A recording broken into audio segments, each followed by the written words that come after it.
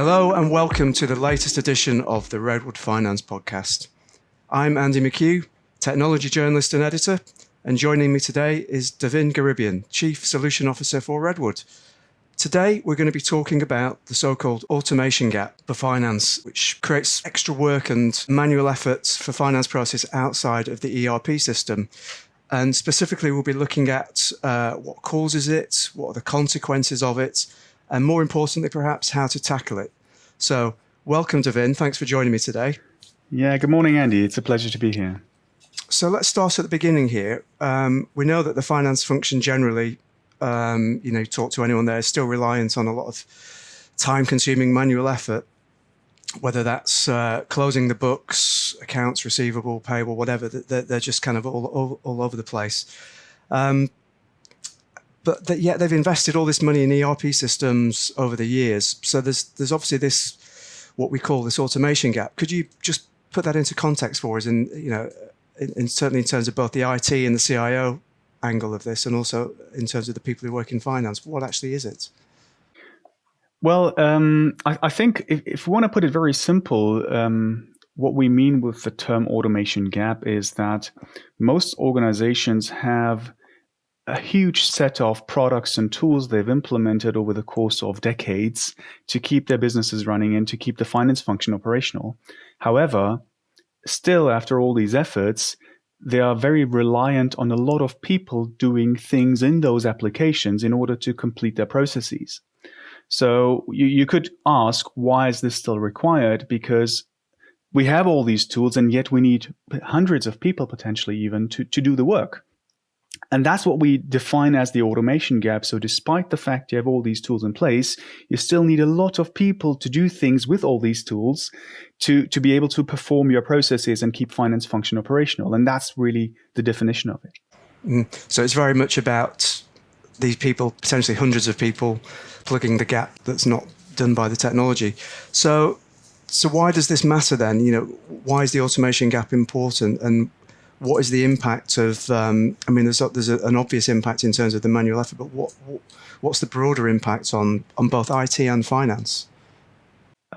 It has quite a few implications, but I think if we start with the most strategic aspect of it is that when you talk to CFOs or heads of finance, heads of accounting, all of them have a common strategy, a common goal. They want to turn to an innovation department, if you will. They want to become advisors of their business. They want to free themselves of being just the department that does the counting and the bean counting, if you want to phrase it very negatively. And they have often enough, they have a lot of very smart people, but then they have these smart people doing boring things. And in order to break through and in order to be able to achieve that goal, it will be very critical to be able to get rid of these tasks that the people are forced to do on a very regular basis. And that's why being able to plug that automation gap is really critical from a strategic perspective, because otherwise you'll always be stuck in that hamster wheel of your good intention and the let's say the intent to become more strategic, but it will always be a very big challenge to free yourself from the burden to turn into an advisor. Mm-hmm. And in terms of IT, what's the impact on IT then? Because presumably there's all sorts of different ways that they're trying to get around this and adding who knows what complexity, different tools, all sorts of things. Absolutely. And I think from the IT perspective, the IT department has always tried to do something in order to help plug the gap. Now, as you have tried and you implement many of these different applications and tools, obviously the complexity grows. And as such, the complexity that the IT department then needs to manage grows, which creates even more work on their side as well.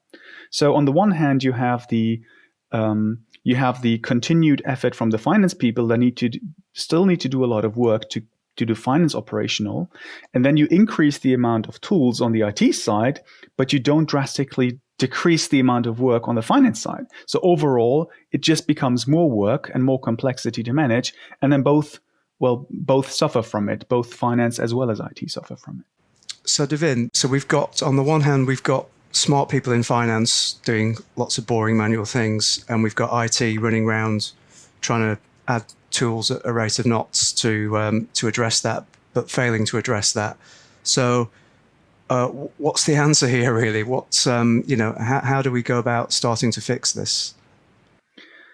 I do think that in order to understand how to fix it, we need to understand what to fix, and there is a good chunk of the challenge is related to how we try to solve the problem, and a lot of it has been a mindset that a lot of organizations have been driving for the past 20, 30 years. So they find, let's say, they have a specific problem in a specific area of finance, let's say invoice processing.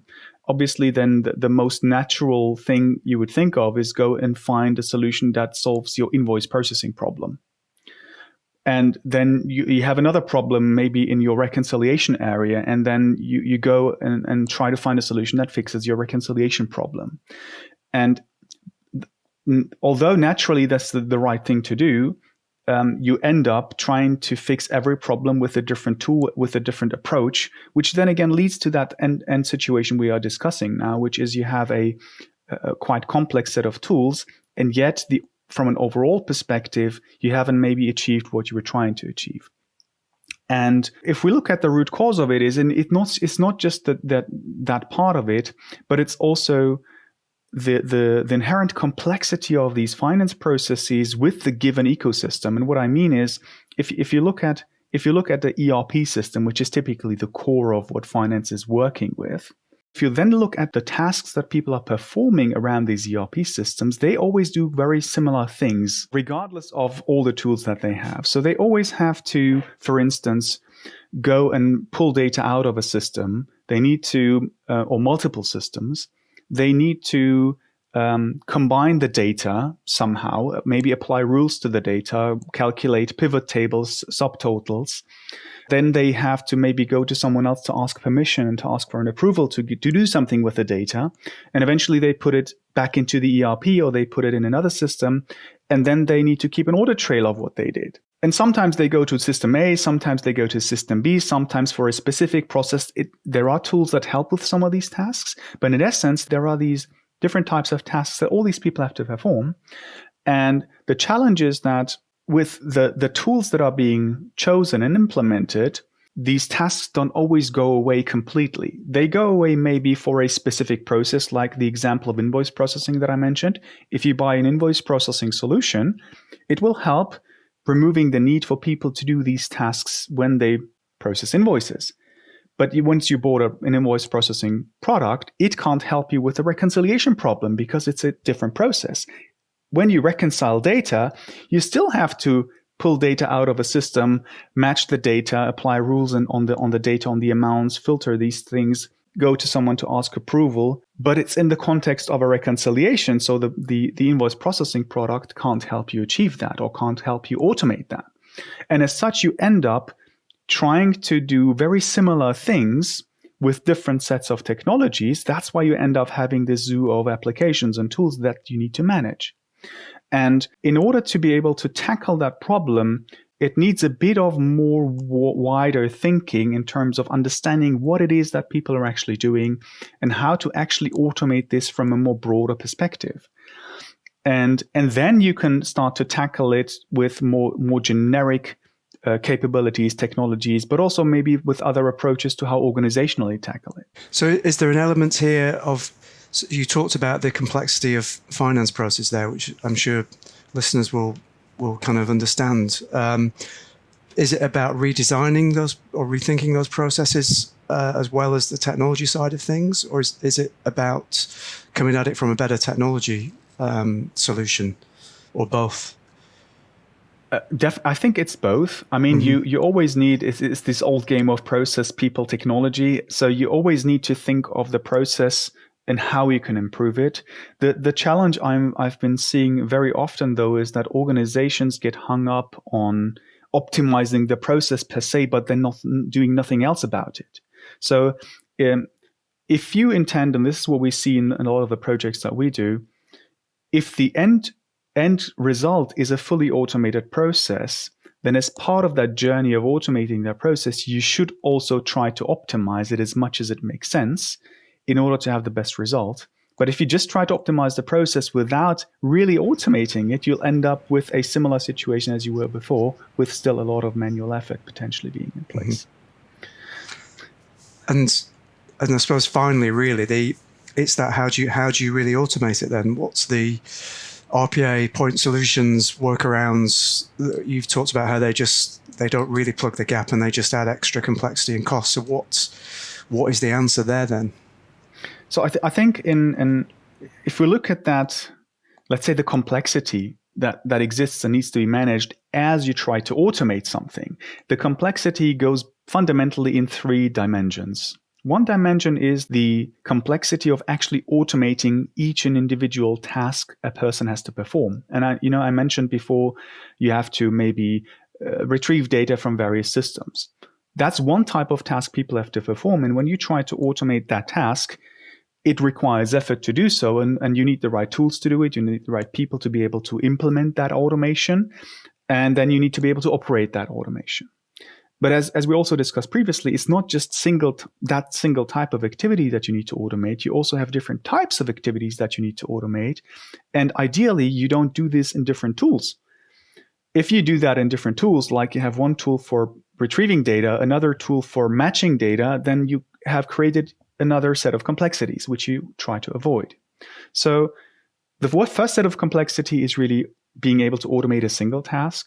Second dimension of complexity is bringing all these different types of tasks together that are supposed to be automated, whether it's pulling data, whether it's matching data, reconciling data, getting approvals, putting data back into another system, and keeping an audit trail of all of these things.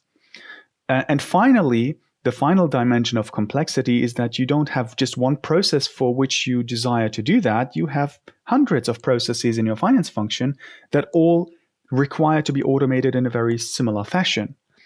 And that's where we come to talk about the right technology, because ideally you can manage to keep the number of technologies minimal that you need to automate all these things and to manage the complexity overall in these 3 dimensions.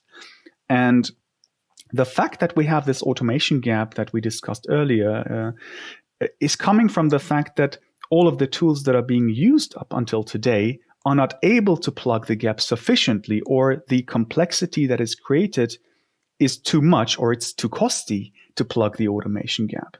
And we can look at one of the other examples. We previously talked about the example of a point solution, which potentially does a very good job for a single process. But what about the other 199 processes that you want to automate? It's not suited or geared to automate that part of your business. But if you maybe choose a more generic tool like a workflow engine can maybe coordinate tasks that people need to perform, but it's very costly to actually automate the task itself in a workflow tool. And so each individual approach that you take leads to cost, or to more cost. The benefit doesn't outweigh the cost as you try to automate it.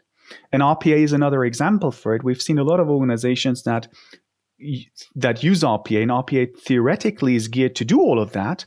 But the reality was that it became just too costly to automate all of these things and to manage that complexity. So people stopped rolling it out and rather accepted and let's say tolerated less automation because it would be too costly to tackle it.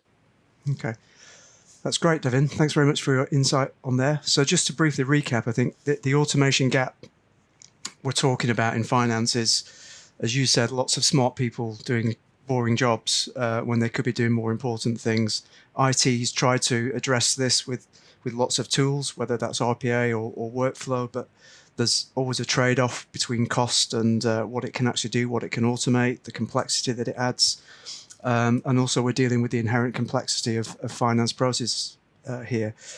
So I guess the message really is about coming back to this people process technology, but a mixture of optimizing the processes, but actually really automating and having a single technology platform or solution that can actually automate all of this and take out some of that complexity. Thank you very much, Devin. Thanks for joining us today. It was my pleasure. Thanks, Andy. And for anyone else, if you want to catch up on any more around finance automation, please go to redwood.com. See you next time.